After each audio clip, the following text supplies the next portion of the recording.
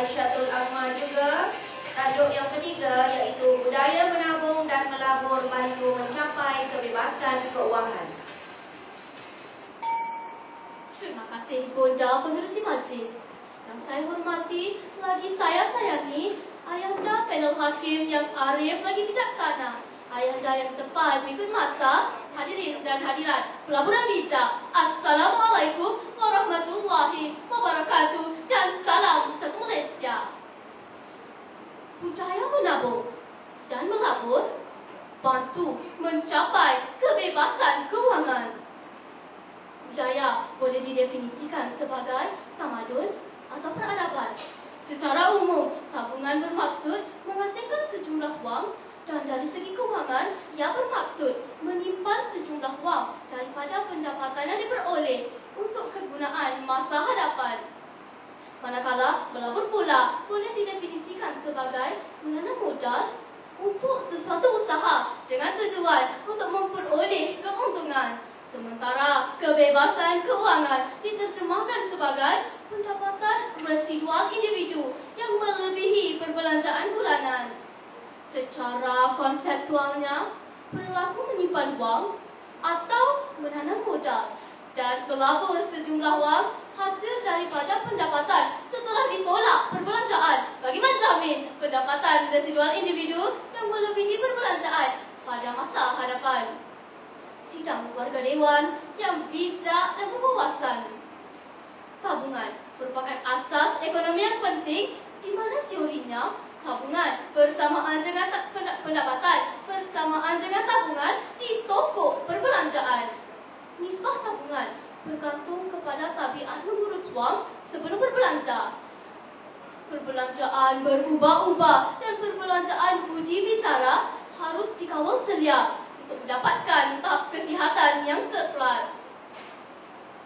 Tujuan tabungan adalah untuk keilatan, pencen dan menambah nilai harta bersih. Bagi menambah nilai harta bersih, wang tabungan haruslah dilaburkan dalam pelbagai instrumen pelaburan dan ketahui nisbah risiko yang bakal dihadapi.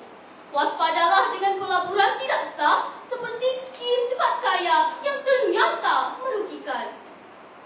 Laburlah di institusi kewangan yang diluluskan oleh kerajaan yang dapat dikategorikan sebagai pelaburan di dalam tunai dan faedah tetap, saham, dana amanah saham hartanah, bond, dana amanah pelaburan hartanah, serta insurans. Pastikan nisbah risiko dan pulangan keuntungan, di mana pulangannya besar, pasti risikonya tinggi. Hadirin dan hadirat sekalian, tujuan tabungan dan pelaburan ditentukan oleh matlamat jangka pendek, sederhana atau panjang. Yang nyata, tabungan dapat dibuat dengan mengurangkan pendapatan masa kini untuk mendapatkan pulangan di masa hadapan. Ibarat pepatah Melayu, berakit-rakit ke hulu, berenang-renang ke tepian, bersakit-sakit dahulu, bersenang-senang kemudian.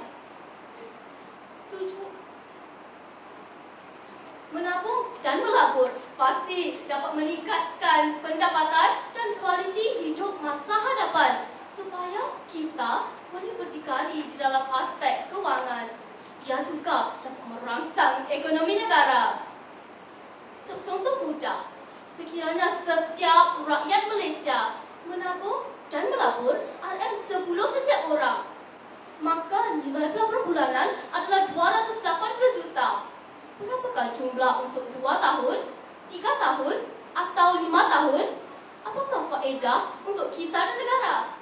Hadirin dan hadirat yang dihormati sekalian, berjimat cermat, kehendak tidak dapat dipenuhi, berhemah di dalam pengurusan kewangan, tingkatkan tabungan.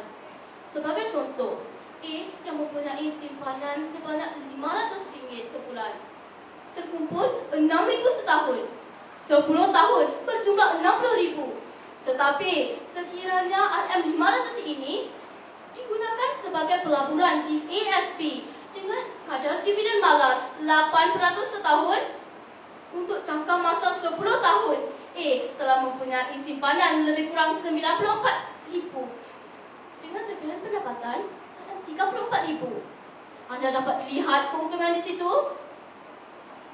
Sekiranya konsep pelaburan diikuti dan tidak meletakkan telur di dalam satu bakul, contoh simpanan RM500 tadi, 300 DGSP dengan dividen 8%, 150 lagi dilaporkan dengan dividen 10% dan 12%, sudah tentu nilai pelaburan dalam tempoh 10 tahun adalah lebih besar. Bagaimana untuk 20 tahun, 30 tahun, atau 50 tahun? Untuk kepastian, sila rujuk perunding kewangan anda. Sidang Dewan Pelabur Bijaksana. Tuntasnya, pengetahuan yang mendalam, kebolehan menilai prestasi pengetahuan, menjadi risiko adalah rancau yang perlu disanggah agar ia tidak membebankan mental kita. Kajian mendalam oleh pengurus dan pemegang amanah untuk memastikan kita bukan peniaga bulu kasar untuk entah di mana modal pula lesap. Sekian, wabillahi taufiq wal hidayah. Wassalamualaikum warahmatullahi wabarakatuh dan salam satu Malaysia. Mohon kepada peserta untuk tunggu di atas pentas. Sementara kita tunggu soalan daripada Ketua Hakim.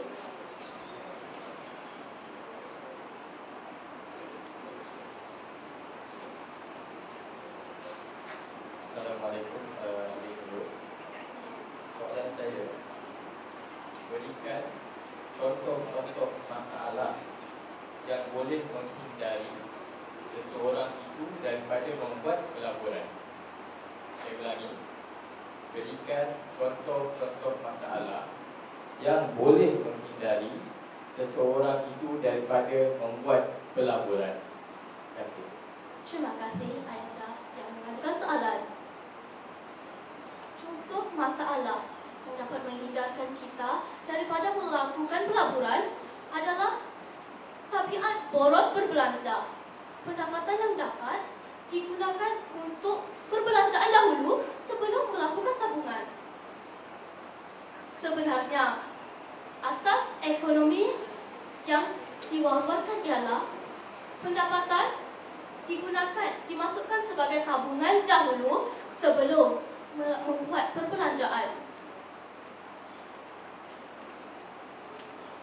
Dan yang kedua, masalah yang dapat menghindarkan seseorang daripada menghindarkan seorang daripada melakukan pelaburan adalah tidak